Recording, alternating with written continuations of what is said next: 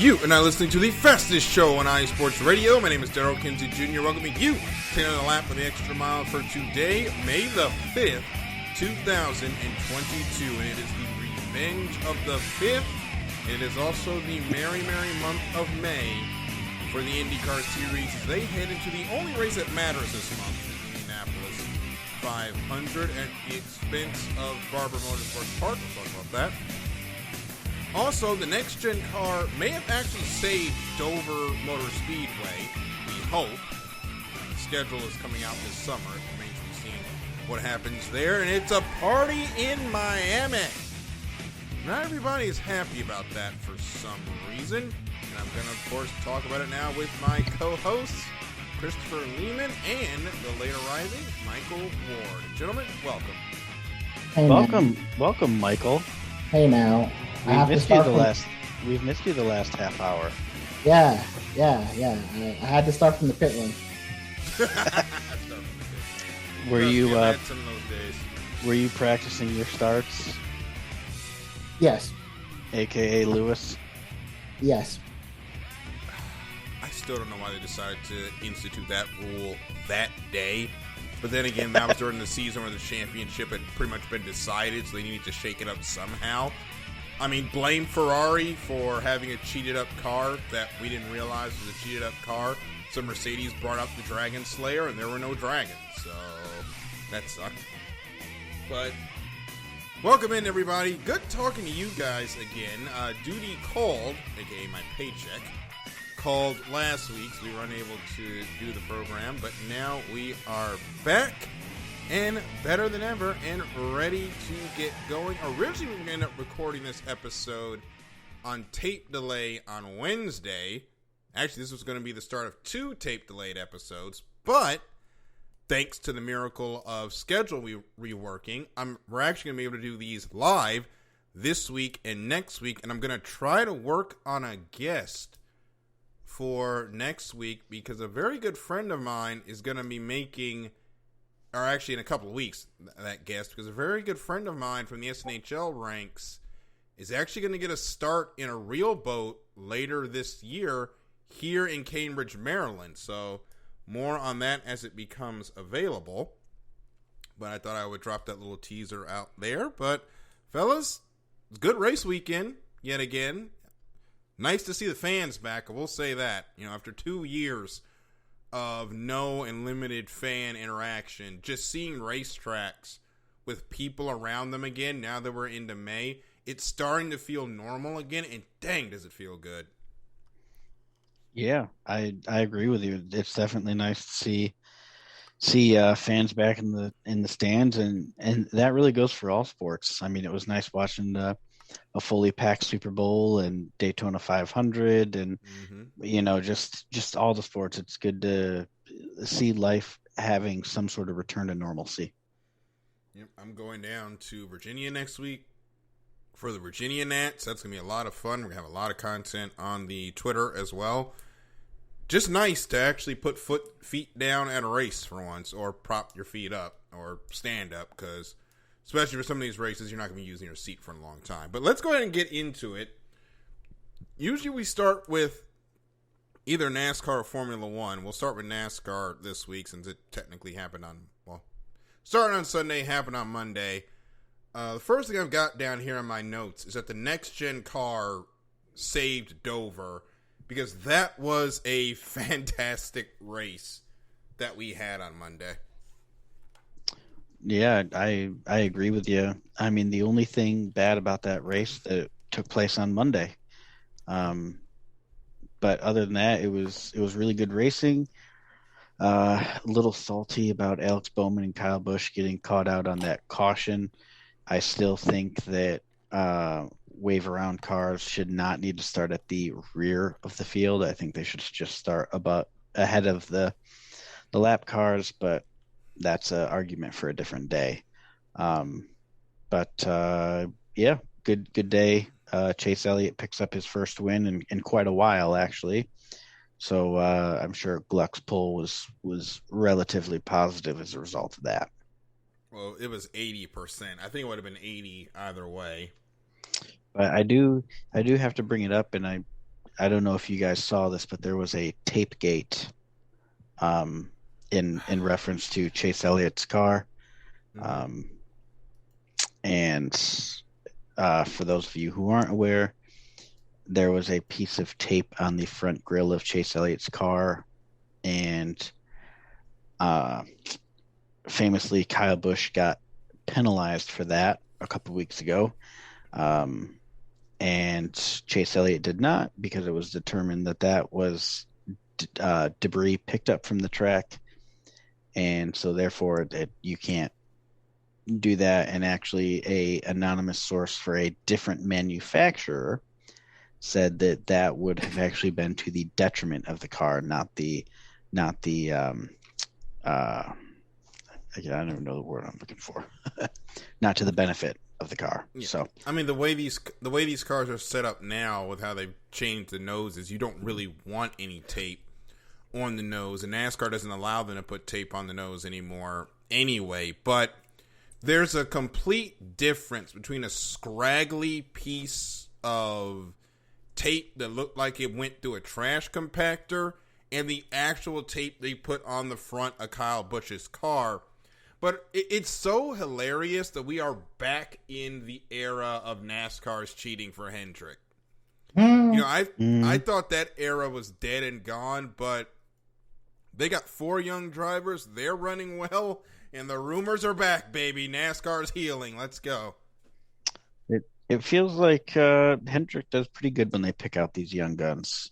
Yeah. They've got a history of developing their talent pretty well. Yeah, very long history.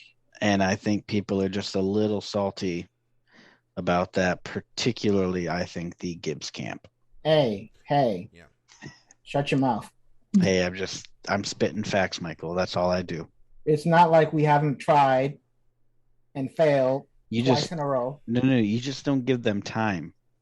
Eric Jones, I think, was fine.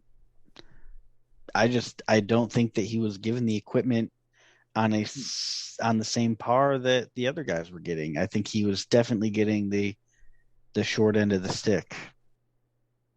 Well, now an entire team is getting the short end of the stick at this point. Yeah, 23-11. Yeah, and we'll talk about that in a bit. But I have to agree with you, Chris. They definitely should have let their new drivers develop a lot more. I mean, Eric Jones didn't get any time over there. Daniel Suarez didn't get any time. Christopher Bell's not going to get any time because Ty Gibbs is going to need a ride at some point. I think that Christopher Bell is going to be their flagship driver. You think? And then in the next, I think Christopher Bell's been doing a really good job. I think in the next 5 years, 3 to 5 years, there's rumors that Kyle Busch is out. I know that that's crazy, but there are rumors that he might be going to Stewart Haas. Kyle Busch? Oh, that's not a good move.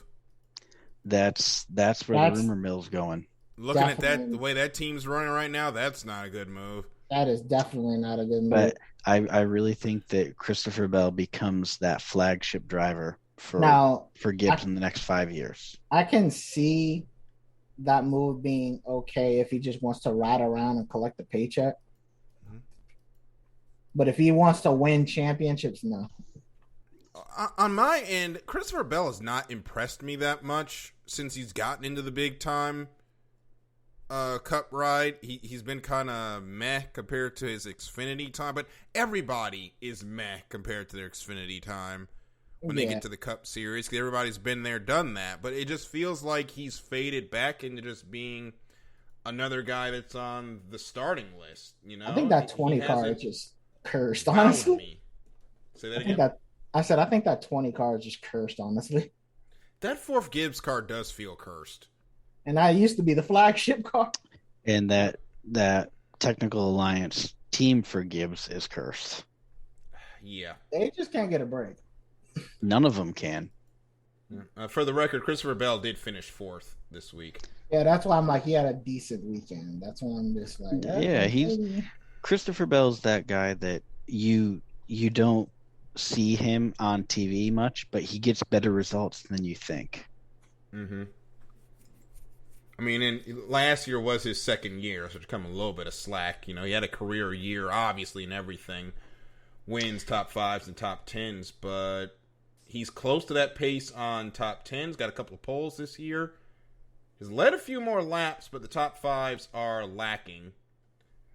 Does have a better average start, but we are not at the end of the season right now. The average finish, though, only a 17.36. But again, season's still young, or season is now getting close to being able to drink. So, or not drink, but drive a car. So, got some work to do for Mr. Christopher Bell, but Christopher keeps pushing the button, so I guess I'll just slam it down. The 2311 team is not performing. I think I've said that about every week. This was probably my personal breaking point because the cars qualified 6th and 9th. Do you want to know where they finished? Not 6th and 9th. 16th, a lap down, and 31st, many laps down. This team just doesn't have it. You know, they got a second car and got worse. At this point, it's not the drivers. It's a structural issue within that team. And I don't know how you fix it without cleaning half the shop. And I don't know how willing TRD is to do that. But this can't continue with how much hype has been around this team. Especially when the other team in a similar position, Trackhouse, is eating their lunch and most of their dinner as well, because Chastain's won twice and almost won a third time on Monday. Yeah, they're looking like they're ready to compete for a championship, and it's their second year here. Well, Chastain's going to the Final Four, so yeah, the way he's running right now, he could easily get there. And 2311, it's just like it's something not right happening here. Yeah, I'm still of the belief that this is not a driver issue.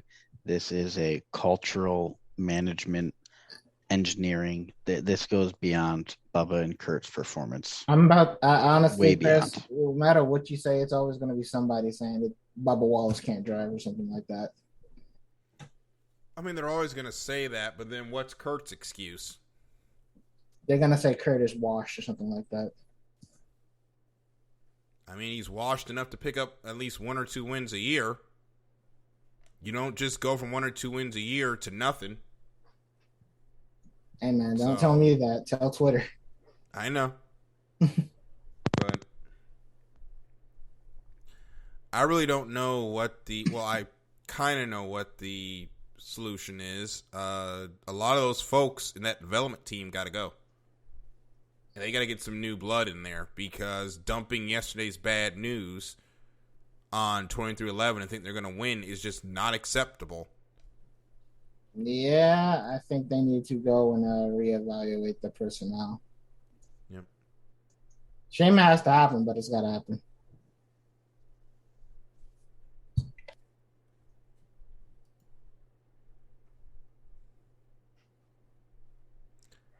I don't know. It's frustrating. But what's not frustrating is that the racing was actually good. And as I said at the top, this race probably saved Dover Motor Speedway, because a lot of people were talking about that Dover may have lost both its races. You know, the attendance had not been good the last couple of years, and it's starting to come back, and especially come back with the racing getting better and the NextGen car actually putting on a great show on Monday. I think that race was more than enough to save that racetrack. So I'll throw it to you two. Do you think we'll be going to Dover a little bit longer into the future? Yeah, I would think so. I think that so. it put on a good enough show. Mm-hmm. Better than Texas. Yeah. Oh, man, not more Texas bashing. Mm-hmm. Excuse me. Allergies. we bash Texas a lot. We're going to bash Texas a lot.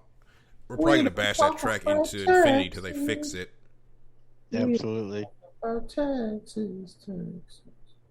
Yep.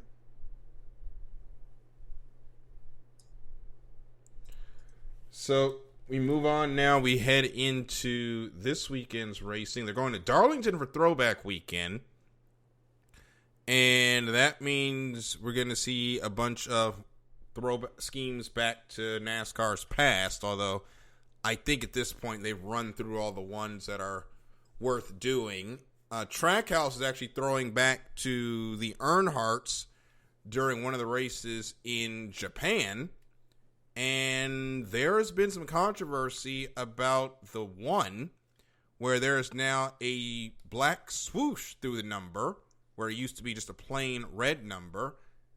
Everyone has immediately jumped that Teresa may have, or the NASCAR devil, as some people would also call her, has reared her ugly head to mess with NASCAR once again. But Bob Pockrass is saying that Teresa Earnhardt had nothing to do with this. And I know Teresa, that has become a four-letter word in this sport with how she treated Junior and how DEI died.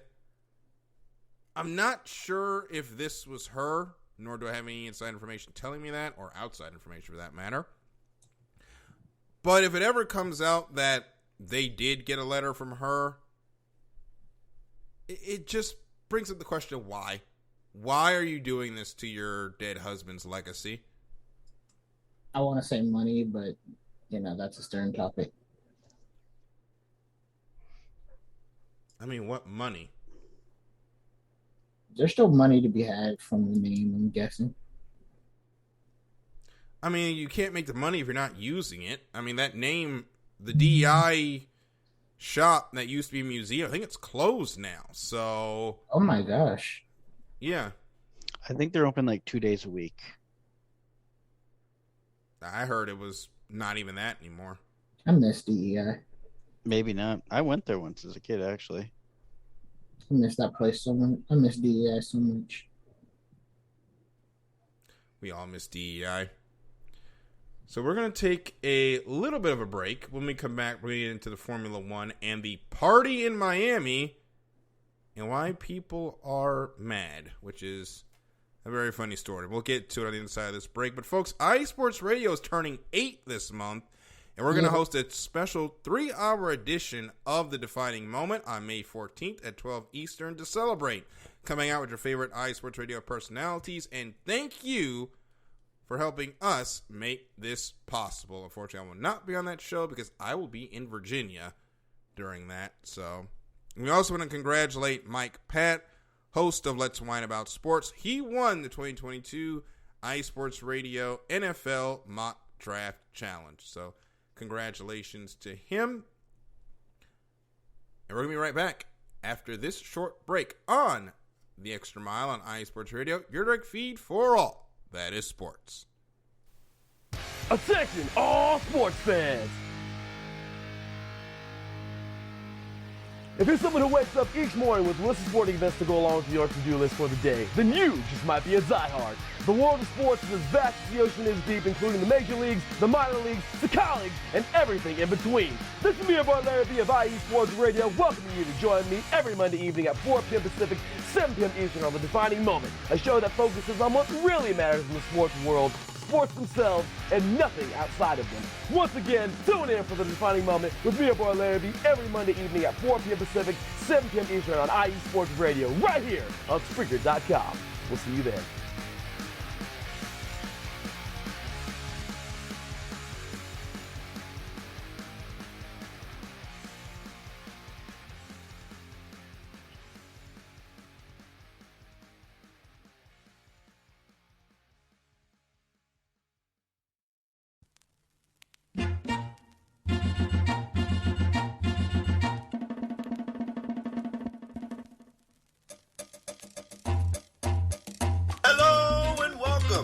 Soccer Scoreboard Show with your host, Gabriel Montoya.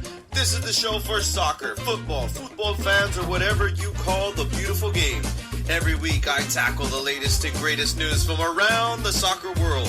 From the English Premier League to the World Cup to MLS, Liga MX, and more. You can listen to the Soccer Scoreboard Show and our lineup of fantastic guests every Friday at noon here on IE Sports Radio, your direct feed for all that is sports.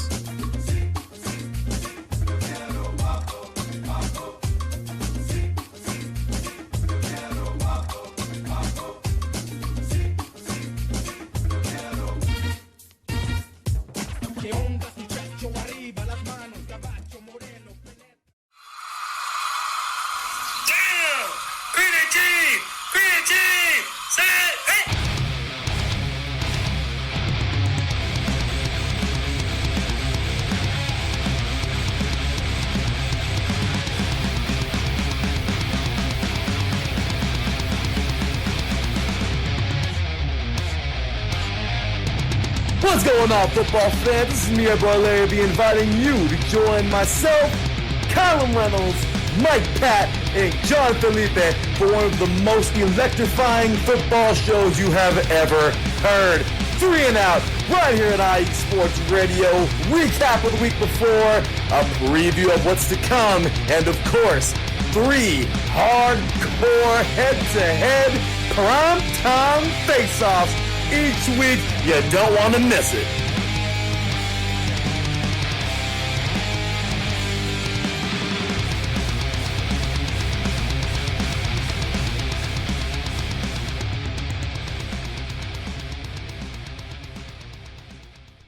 And we are back here at Extra Mile on iSports Radio, your feed for all that is sports. And folks, the world of semi-pro sports is unlike any other sports organization.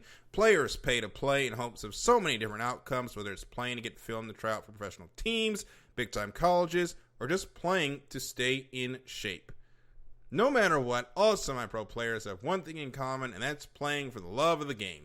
The SoCal Warriors have been on a quest to earn titles and give players second chances since 2017. Whether you're in Southern California or anywhere else in the world, give semi-pro sports a chance. If you love your sport, you may get that chance you've been waiting for as an athlete. Follow them at SoCal Warriors, Instagram at Southern California _Warriors, and Facebook at Southern California Warriors. I wonder if they got a TikTok as well, because I've slowly been falling into the depths of TikTok at this point, as we are back here on the Extra Mile. Daryl, Chris, and Michael with you this evening. And we're going to get into IndyCar first, then we'll go into Formula One, as we had the Grand Prix of Alabama at the Dover Motor Park. That race was a lot of fun. Pato O'Ward is back near the top of the grid. But guys, this race kind of feels like an afterthought, because even during that race, all eyes were focused towards Indianapolis. Pretty much. I think that's where most of the teams are putting their efforts in, is just Indianapolis and getting ready for that weekend. Mm-hmm. And it makes sense. You know, the Indianapolis 500 is the biggest race of the year. For a lot of people, it's the only IndyCar race they recognize. And it used to be for the month of May. We didn't race anywhere but Indy. But now we're here in Alabama. We got the Indy Road Course and then the Indy Oval. To be honest, I know why scheduling changes pushed Alabama further into May, but you kind of want that race out in April, because we know this month is all about Indiana. Yes, it's called the month of May for a reason. So it's going to be fun. Chris, are you excited for Indy? Yeah, I am. It's one of the few IndyCar races that I actually watch. It's I only get so much time in a day, obviously, so usually I watch Formula One and Indy or NASCAR, but yes, it's one of the few Indy races that I'll sit down and watch start to end. Yeah. Indy is always a lot of fun. My girlfriend and I watch it every year together. It's become our little event. It also helps that I get Memorial Day off, so not much of a rush. So we're going to settle in a couple of weeks at the TV with plenty of snacks and watch the Indy 500. I cannot wait. But as far as the point standings are in IndyCar right now, Ganassi and Penske back again at the top of the board with Alex Palou retaking the points lead. He leads over Scott McLaughlin only by 3. Team Penske's Joseph Newgarden in 3rd and Will Power in 4th. Pato O'Ward, the first non-Chip Ganassi or Penske driver, in 5th after his win in Alabama. And it really feels like a throwback of the Indy Racing League because it's Chip and Penske together again at the top of the board. Yep, two of the sports giants going at it, just like it has been for a good long time. And usually it's 3 because we would see Andretti up there, but that team has struggled. I don't know if Michael's gotten distracted with this whole try to get into Formula One bit, but their highest driver currently is Roman Grosjean in 8th, who has had a pretty good start to the season, but Colton Herta, who we all expected to be a lot higher, only sitting in 11th. Alexander Rossi, his struggles from the last couple of years have continued. He's down in 13th. What can we do to fix the slump that the Andretti Autosport cars are currently in? Buy out Aston Martin. Get rid of the distraction. Fix the porpoising. Yep, fix the porpoising. Fix the porpoising. I don't think IndyCar's porpoise. No, they don't. I was just saying a joke towards Aston Martin. Fix the porpoising. Yeah. Yep. But I forget what we were even saying. I was expecting more out of Herta. He's burned me every time I've picked him for nearest to win. Mm-hmm. Yeah. And that's not a fun feeling, watching Darrell's lead grow. I feel like Bubba Wallace or Kurt Busch, just watching Darrell go by lap after lap.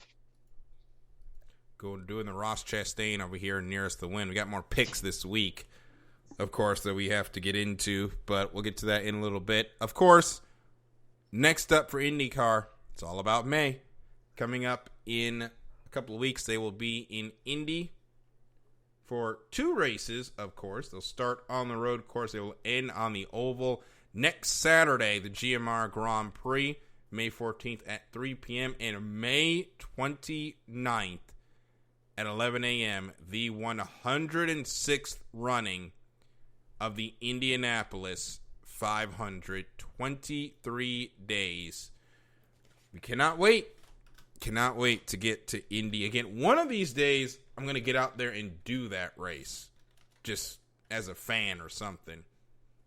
I've got to see that race live. Yeah, it's definitely a bucket list item for sure. Definitely. Yeah, I know the sight lines aren't that great, but it's just about the experience of being there. So, yep. So, talking about the experience of being there, H1 Unlimited also getting ready to start their season. We have an official schedule on what is going to happen with the H1 Unlimiteds. They're going to have a exhibition event this May 20th in Vancouver, Washington, before their official preseason testing in Kennewick, Washington, also known as Tri-Cities. And then they're going to start their season much like NASCAR, where they're going to start with their version of the Daytona 500 June 25th and June 26th, Gunnersville, Alabama. They're going to race for the APBA Gold Cup at the Lake Gunnersville Hydro Fest. From there, they will move on July 1st to the 3rd to Madison, Indiana for the Indiana Governor's Cup. Move back to Kennewick July 29th through 31st for the Columbia Cup. The Home Street Bank Cup will be back in action August 5th through the 7th in Seattle, Washington. And they will end the season in San Diego, California, racing for the Bill Muncie Cup in San Diego at Bayfair coming up in September. Unfortunately, Detroit will not be on the schedule this year. It doesn't like they'll be on the schedule for anyone's schedule, as we are now moving into, unfortunately, they wanted a commitment of more than 6 boats. Kind of hard to do right now with H1 Unlimited. And of course, right now there were some money issues with the Detroit race site, so it doesn't look like there'll be any racing, at least water-wise, on the Detroit River this year, which is unfortunate. But the H1 Unlimited schedule, or the H1 Unlimited season, getting ready to run. You can watch all those races on the H1 Unlimited YouTube channel. I don't know if you guys got a chance to see any of those races, but I do recommend just going back and watching some of the races on YouTube. You can check out the races on Gunnersville. I'm kind of in one of the camera shots there. It's a lot of fun seeing these gigantic boats run 200 miles per hour on water. Yeah, and I watch. Usually, you're really good about sharing clips on Twitter, and so I usually watch those when you share them. Yep. It's gonna be a lot of fun racing. Can't wait to get this season started. J. Michael Kelly going to be going for the driver's title, while the Home Street Bank will look to defend the National High Points Championship on the teams. The championship they've had a lock on with that baby blue and white boat, and Jimmy Shane was really only a couple of heats running in Gunnersville from winning that championship. He will be in all the races in the U1. The U91 Boitano Homes will also be on the water with Jeff Bernard. Going to be a lot of fun this season with the H1 Unlimited schedule to see who's going to take home the National High Points title and the APBA Gold Cup at the end of the summer. So let's go ahead and get into Formula One now, and it is a party in Miami after Max Verstappen won. All right, give me a minute. I got to get the name back up. Yeah, hold on. Emilia Romagna. Boy, I don't know why they named this race. Minutes. Yeah, I hope you've got your tea. It's going to take me about 10 minutes to get through this name. Okay. The Formula One Rolex Gran Premio de Made in Italia dell'Emilia Romagna. Rest in peace, Ayrton Senna. Emilia Romagna GP 2022. I kind of made up some of that. I don't think you did. Yeah, they probably put Ayrton Senna in there as well. I don't know. That name gets longer every year. I hate it. Wasn't it just the anniversary of that? It actually was on May 1st. So yeah. Rest in peace, Mr. Ayrton Senna. I was gonna try to come up with a longer sentence, but I couldn't do it in time. So that you could have literally just started saying anything. Yeah. The Bibbidi Boppity Boo Grand Prix. I don't know. Please shorten your name, Imola, is basically the point we're getting at. Max Verstappen won the race. It was a 1-2 for Red Bull as Ferrari does Ferrari things in Italy, which is fall completely flat on their face. And Lando Norris actually rose from the dead to win in third, or to get into third to complete the podium. That has shaken up. Win in third. Yeah. I'm talking. Look, the brain is going faster than the mouth can process. So, it's the ADHD life over here. But anyway, Charles Leclerc's lead in the points is substantial, but it is closing as Verstappen now has 59 points to Charles' 86. Sergio Perez is second in 54. George Russell is fourth with 49 points. Sainz, after going out on lap 1, is stuck on 38 points with Lando Norris and Lewis Hamilton behind him with 35 and 28 points. We've got a long way to go, but before the start of the show, Christopher already said the championship was over for Advantage Red Bull. And I'm going to pass it to Chris now and say, explain yourself, buddy. So we'll do a long story short here, because I think I could go on for about an hour as to why I think that this championship, all the momentum has completely swung to Red Bull and Max Verstappen in particular. And it all comes down to Imola and the decisions that were made there. Specifically, it's my opinion, and actually kind of backed up by an article that I read that more or less kind of helped me put into words what I was feeling. And it just comes down to the fact that Ferrari, they have not, and you guys can agree, you will agree anyway, they have not been racing for championships the last couple of years, right? That's a fair statement. They have been essentially racing McLaren. And so there's a difference in strategy that comes down that you have to deploy when racing for a championship.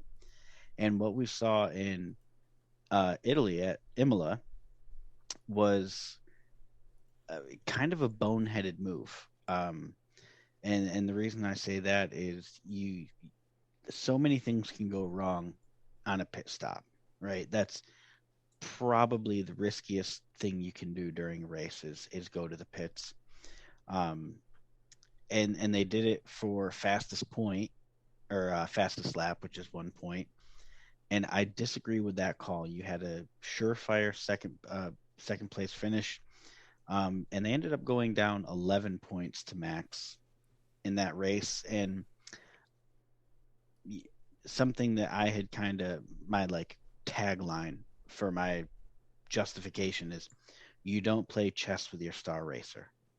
That's what your second car is there for. Look at Mercedes and Red Bull, right? The last couple of years, they play chess with that second car, Checo and Bottas. They were the pawns last year. If Lewis is leading the race, Bottas is coming in for those softs and going out and snagging it.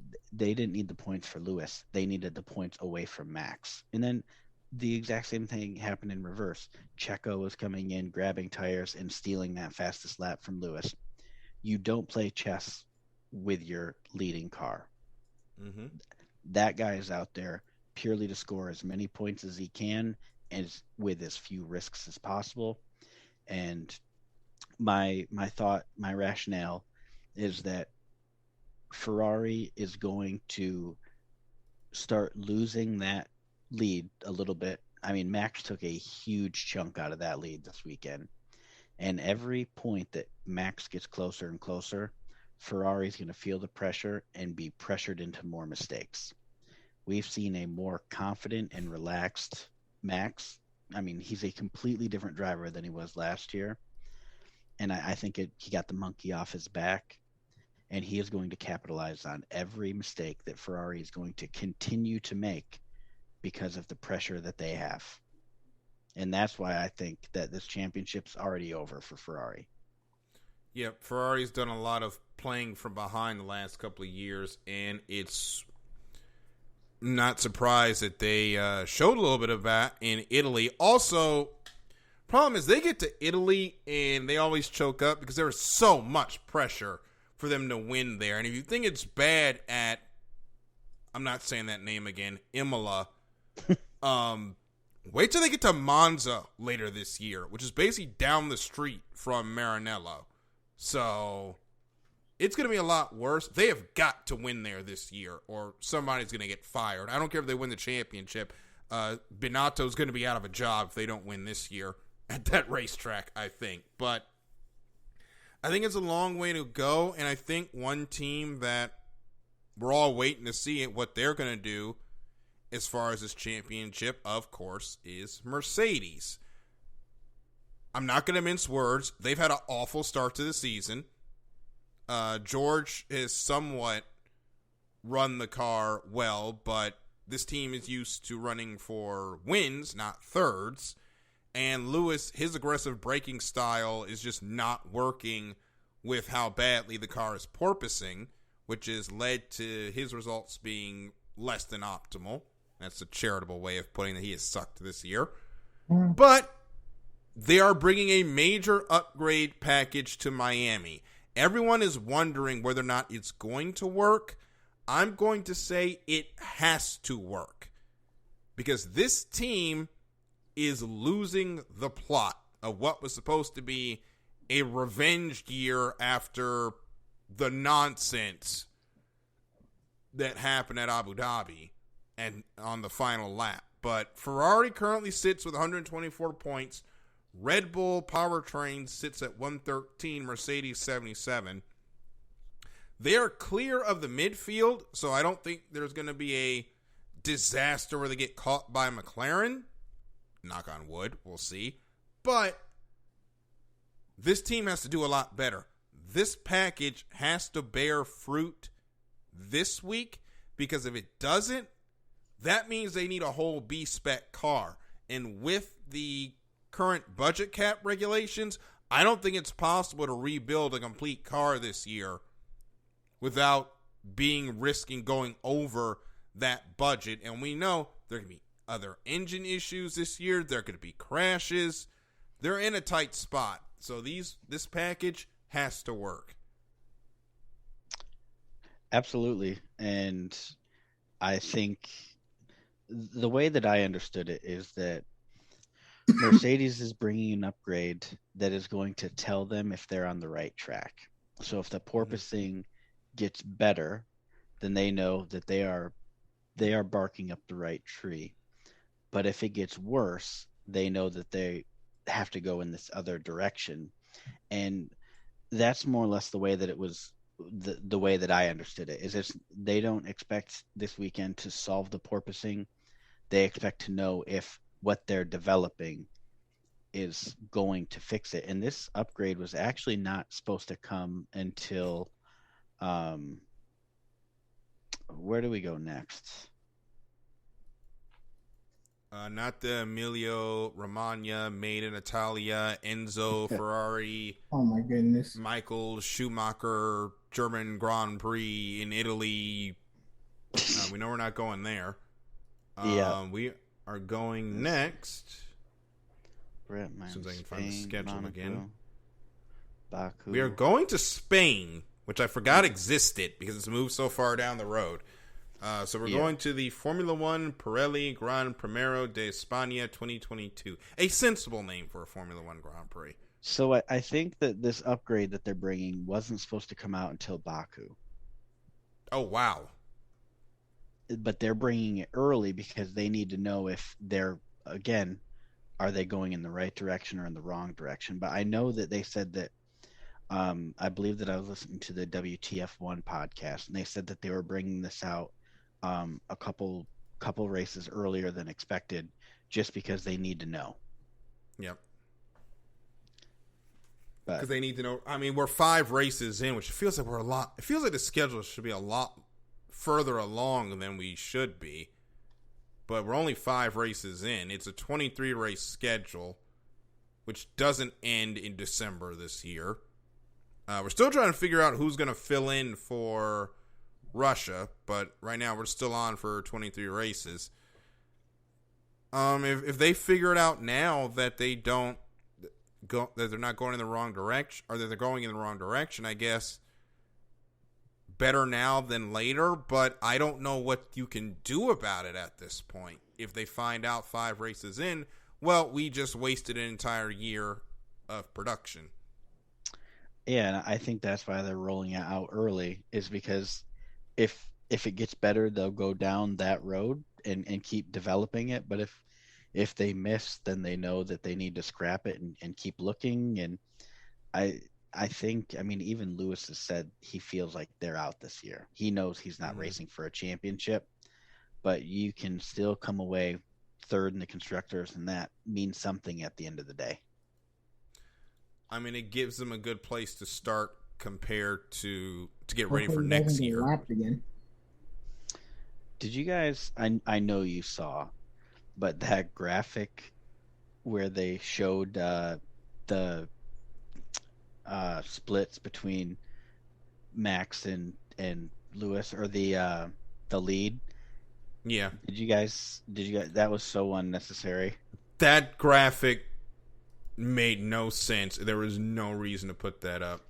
Like, you know that whoever did that is just a frustrated, probably Ferrari fan who, you know what I mean though? Like, that was just such an unnecessary graphic, and it felt personal. Yeah. It absolutely felt personal. I mean, that was cold-blooded. I mean, there was no point to put that graphic up at all. Yeah. Max was 2 seconds behind Lewis, about to lap him. You do not need to put the gap between them. Arthur Parsons in the chat says, great show, guys. Glad I could catch the back half. Well, Arthur, thank you so much for taking in the show this evening. And if you're listening, I'm going to get your comments out there. Make sure you post them in the chat. We'll read them out here on the program. But, yeah, this has been a real come-to-Jesus season for Mercedes. Hopefully it gets better in Miami. And speaking of Miami, it has been one massive party down there this week. And Euro Twitter, or Euro F1 fan Twitter, is nonplussed about the party at the Miami Grand Prix. People complaining that it's taking away from the race and complaining about the Americanization of F1. I hope you can hear the air quotes because they can see the air quotes, Chris and Mike. Not like, you know, Formula One was in such a great place when Bernie had control of it. Just going to throw that out there. But I have enjoyed the over-the-top party that's been going on in Miami because, one, it's Miami. It's what they do. Two, this country loves events. And every big sport like this becomes an event, and we bring a lot of things around it to make the event feel even bigger so that people honestly will care, because it's a country of nearly 400 million people at this point. You got to do something to catch the attention of a bunch of people to make them look, and that's what they're doing in Miami, and it just makes it a lot of fun at the end of the day. And who hates fun? Apparently Formula One fans, but also the marina and the track is fake, and I'm sad about it. Is it really? Yeah, it is fake. I'm I know. so sad about it. Yeah, I thought it was gonna be real cool water have, like, too, boats. I thought it was gonna be so cool to have like boats sailing to the infield, just park along the marina, watch the track, watch the race go down. Can't have everything you want now, can we, guys? Nope. No. I've seen a lot of pictures about it, but Chris, you said the manager of the Miami Grand Prix has actually enjoyed the whole rigmarole about the fake water. Yeah, I mean, think about internet culture, right?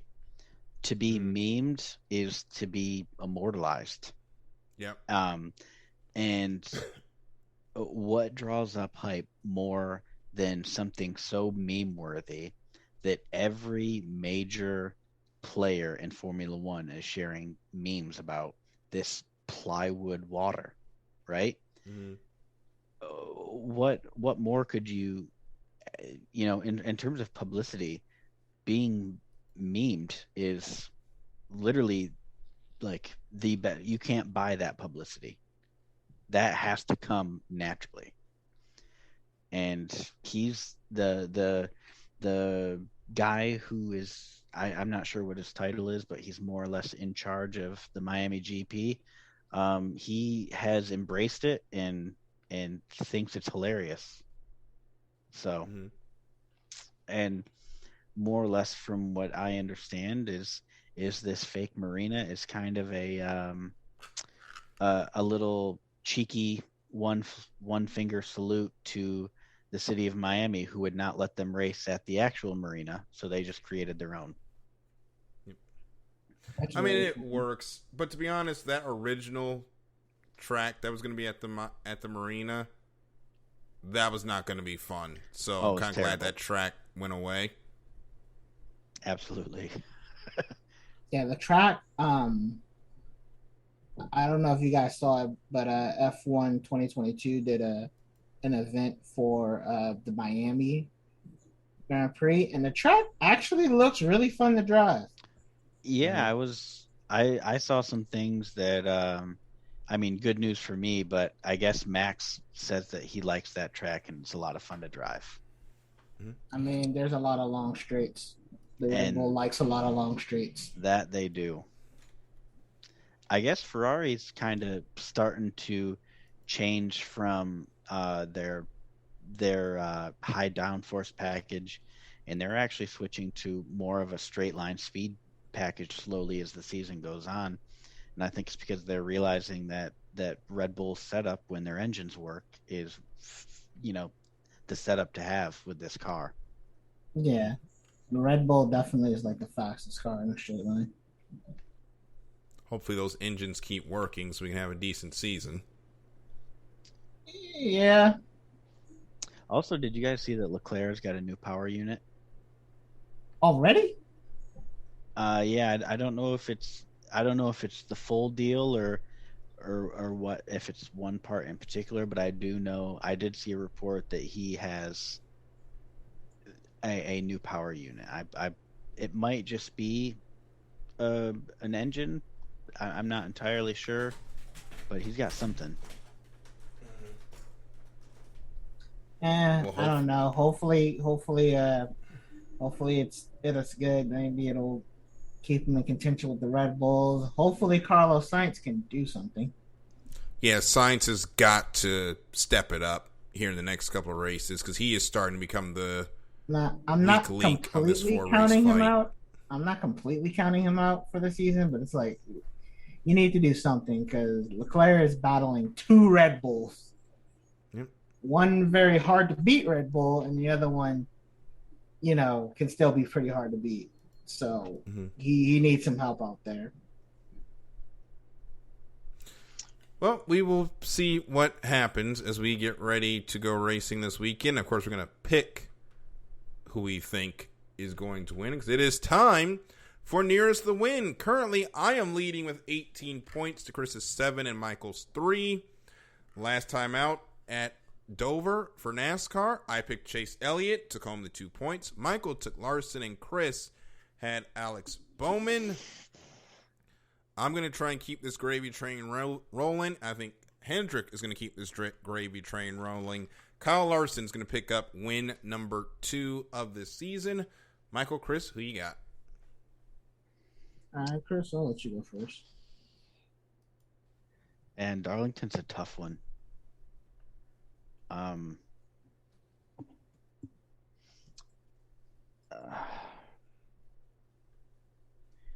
know you. I agree with Michael. Or Daryl. You almost have to keep going with Hendrick because they're really the only team showing any sort of consistency this year. That or 23-11. You know what? I'm gonna throw a Hail Mary. Ross, the Melon Man, Chastain. Such a Hail Mary.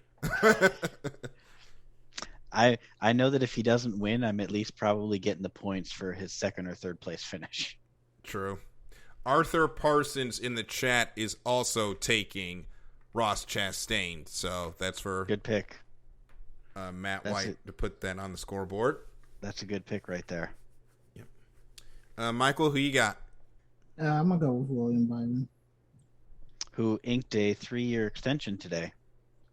Yep. He's deserved it. He's been killing it this season. I don't know. 3 years though. That's a big. I don't know.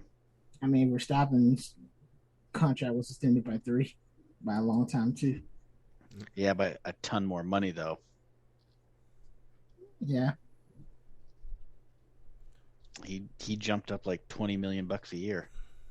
Yep. God, good God. I wish.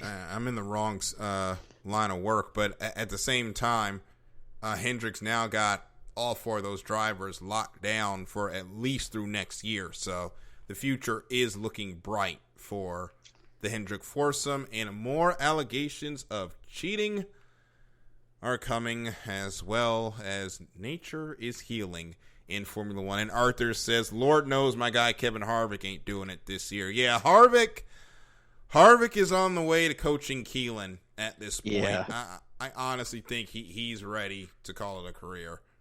I would be surprised if he stays after next year. Or I'd be surprised if he races next year. Well, he says his contract, he said he was going to stay through his contract next year, but I don't know, man. I think if he doesn't pick up a win, I think if he doesn't pick up a win this year, I don't think he does it. I don't think he stays. Yep. Losing takes its toll on you. It really does, especially when you're used to when winning. He goes, so. man, I don't know what's going to Jimmy. happen to Stuart Haas. Yeah. Arthur says, He's on his way to the booth. I think next year is the last. I also think this year or next year is it for Kevin Harvick, and that just makes me feel even older. But we're now going into the booth. He might. He's good enough for it.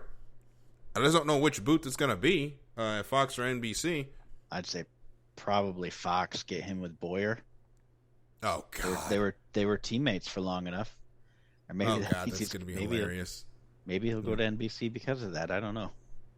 We'll see. So we also got the Formula One Miami Grand Prix. Last time out, myself and Michael put out the IE Sports Radio curse onto Carlos Sainz. We apologize. Chris also had Charles Leclerc for that race. I think I'm going to go with the winner of the Emilia-Romagna Made in Italia Del Toro Tractors Camping World Lufthansa Grand Coke Prix. 600. Yeah.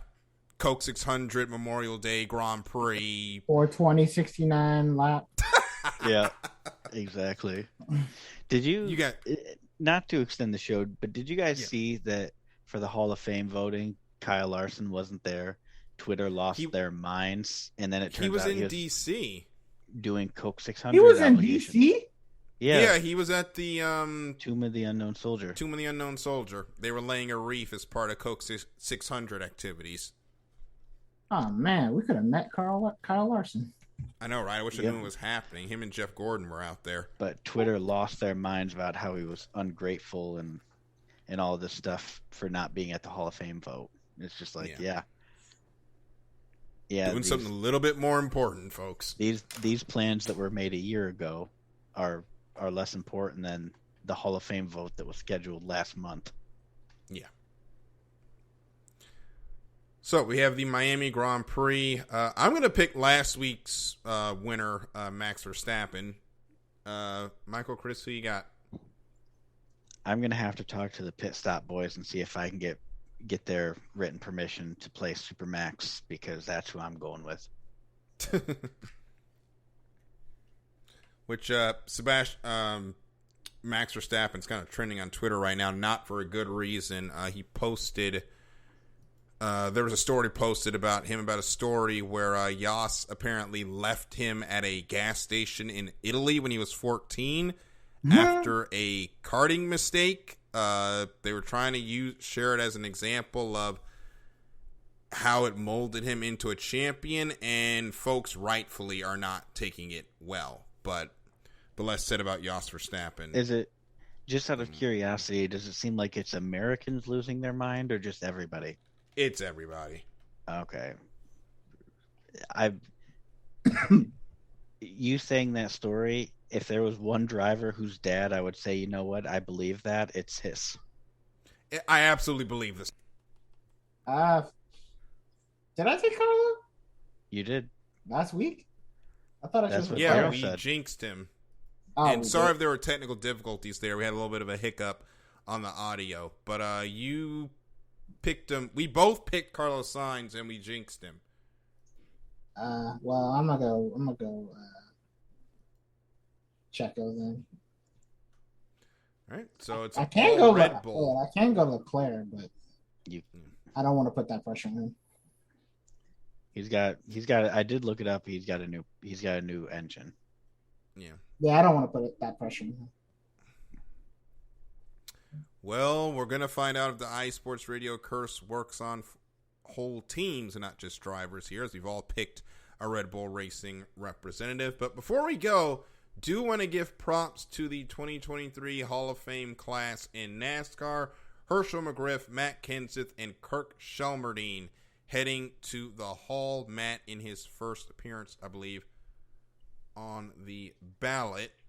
Kirk Shelmerdine and Herschel McGriff also getting in for their exploits in the sport. Cannot wait to hear about their histories coming up. I lived Matt Kenseth's history, and we kind of blame him for the chase, but he was a great driver, and now gets enshrined with one of those. He will forever be the champion that won the championship by not doing anything. He will forever be the guy that wrecked Joey Logano. That's what got him the Hall of Fame berth. That's exactly what got him into fame. Yep.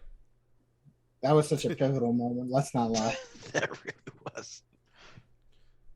That got Jeff Gordon the chase as well. Or in, not chase, in the playoff finale where he finished third.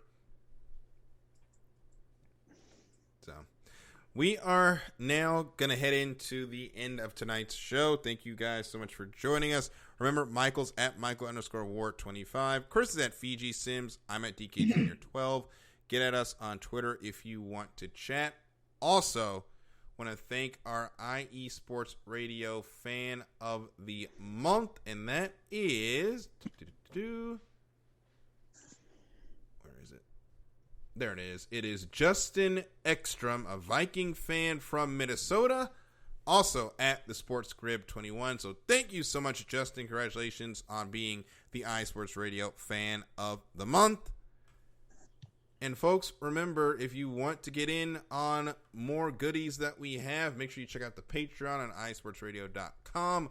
Starting at just $5 a month, you get a shout out on all 32 shows, and higher tiers include the IE Sports Radio merchandise, access to the podcasting university, and a chance to be featured on The Defining Moment, our flagship show.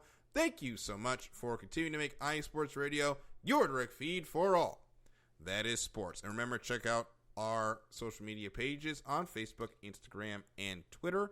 And of course, check out the YouTube channel, IE Sports Radio, which has a repository of every show we've ever done. And if you want to hear any episode of a current show that you missed, it's anywhere podcasts can be heard.